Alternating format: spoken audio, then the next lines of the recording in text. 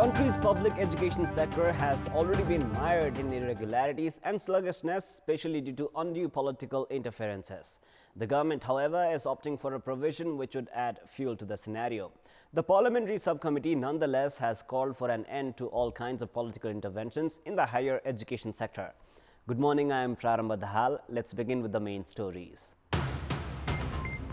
Parliamentary subcommittee recommends appointing academics themselves as university office bearers instead of Prime Minister and Education Minister, cites growing political interferences.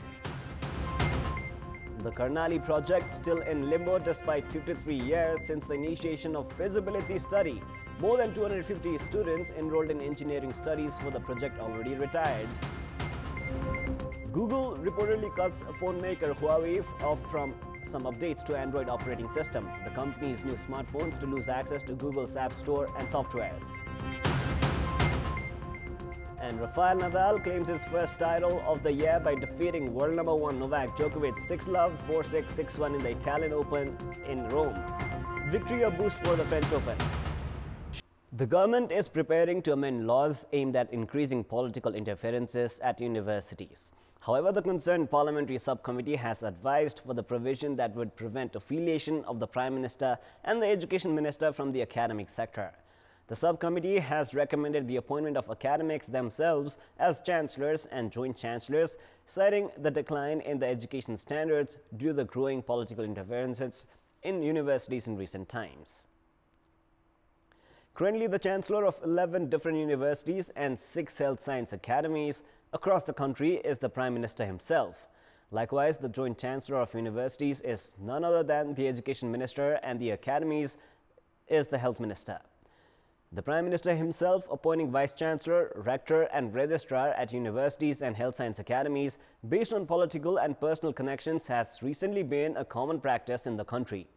In addition to that, the government has forwarded a bill at the Parliament so as to provide a significant leeway to the Prime Minister to sack any university office bearers at his will. Former VCs have already refuted the bill, citing that the authority would pave way for the officials to lure the Prime Minister at the cost of their professional integrity, leading to a drastic decline in the overall education quality. Against the same backdrop, the Education, Science Technology Subcommittee has concluded that the increasing political interference has rapidly dwindled the education standards in universities and academies across the country. The subcommittee has also suggested the government to appoint the academics themselves as the high-ranking office bearers based on their qualification, experience and capabilities. The subcommittee has recommended the appointment of such officials by forming an independent board of transit. The subcommittee had made a similar recommendation a year ago as well, but to no avail due to the government's indifference. Moving on, it has been 53 years since the first feasibility study was done for the Karnali-Chisapani MultiPurpose project with 10,800 megawatt capacity, which was considered the country's largest. During this period, a total of 4 consultancy companies have conducted feasibility studies. However, the fate of the project is still in limbo. It is surprising to know that most of the 250 students who were offered scholarships to study engineering in India for this project have already been retired.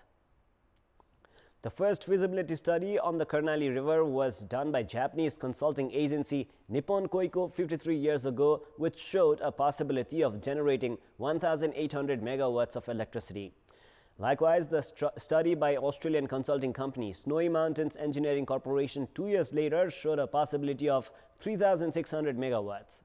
Another study by Noor Consultants and Electrowatt 42 years ago also showed a possibility of 3,600 megawatts.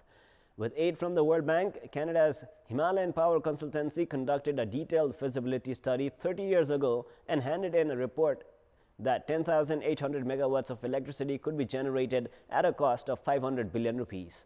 The project also found its place in the policies and programs and budgets since the last 30 years. Even in the last year's budget, it was mentioned that the initial works of the project would be started. However, it is yet to be seen if the project, with such a huge amount of investment and having connectivity with neighboring country India, would actually be materialized. The government even granted scholarships to 250 engineering students related to the project in an Indian university. It is an ironical fact that most of the students have been retired while the project has continued to be in a limbo as of yet. The world's highest peak, Mount Everest, has long been associated with the concerns of pollution from different quarters. In this context, we had asked the climbers and expedition company members what should be done to keep the Everest region clean and pollution-free. Let us now take a look at what they had to say. Voice. जो जान्छ individually हैन अब प्रत्येक कम्पनीले आफ्नो Tim पठाउँछ नि उनीहरुलाई नै अब जिम्मेवारी दिएर जसरी उप लगेर गयो त्यसलाई अब उनीहरु त्यसरी नै फिर्ता ल्याउनु पर्यो सफाई गर्नेहरु शेर्पाको 8 जना बेस केम्पमा बसेर खानु पनि 9-10 जना त्यस्तो चाहिँ मलाई अलिकति चित्त बुझेन तर बेस केम्प लिड 1 जना आउ न माथि 22-23 जना शेर्पा राम्रो पैसा खर्च गरेर पठाउन अनि को सफा हुन्छ अब त धेरै सफा गरेर धेरै सफा उहिले पहिले त धेरै पर्थ्यो जति मान्छे धेरै थुप्रियो त्यति फोहोर आउने हो नि हुनुको लागि त तर हामीले सफा गर्नु पनि त सकिन्छ स्वयं व्यक्ति जो आरोही गर्छन् त्यसले पनि स्वयं ध्यान दिनु पर्यो र पनि पहिलो कुरा त सरकार पनि लाग्नु पर्छ अरुको फोहोर अब थाहा हिमालमा गाह्रो हुन्छ टिपेर ल्याउन नसके पनि सक्दो एक दुईवटा टिपेर ल्याए पनि आफूले चाहिँ फोहोर नगर्ने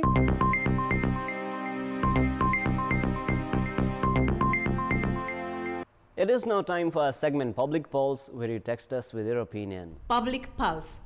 The question is, what is your take on the Karnali Multipurpose Project's works not being started even after 53 years of its feasibility study? Your options are A, not within capacity, B, bilateral issue, and C, lack of willpower. The voting is on. You can type NEWS, select your option A, B, or C, and then send it to 34001 to share your opinion with us. It is now time for a special segment of The Beat.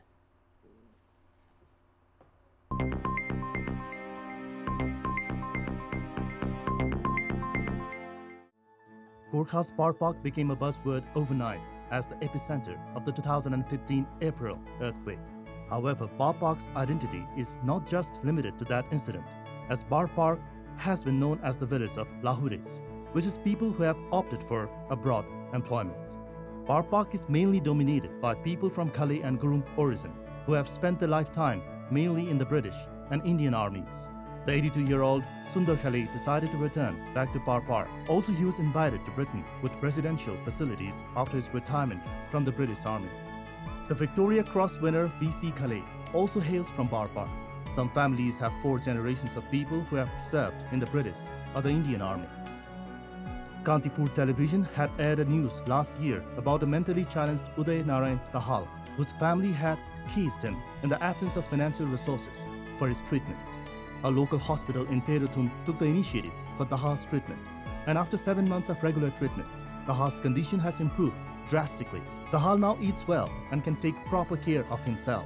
According to doctors, Tahal is suffering from a mental disease called psychosis and will be completely cured in the next couple of years.